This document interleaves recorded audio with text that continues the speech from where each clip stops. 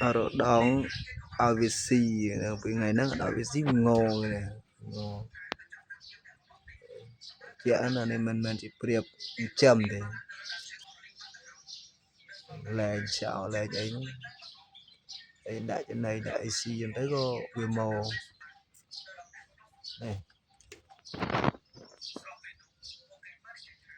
ngô ơi ở Việt Xì là đại Việt Xì này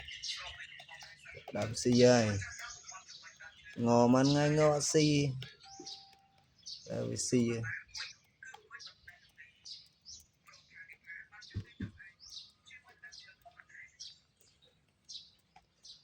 cách mình rất chậm là phá đó chắc phá